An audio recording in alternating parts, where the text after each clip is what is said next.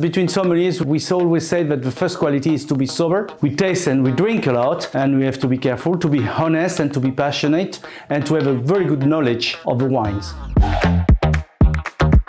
Of course, when we taste a wine, we know immediately if we are in front of a very good wine or very simple wine. But sometimes we got very good surprise.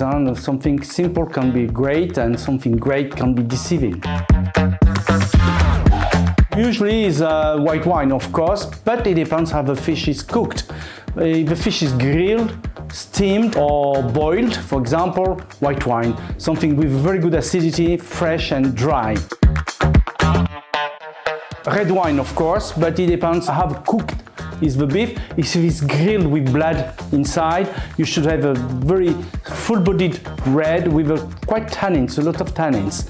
With a beef cooked in a sauce, for example, you take the same red wine, full-bodied wine, but this time with a little age.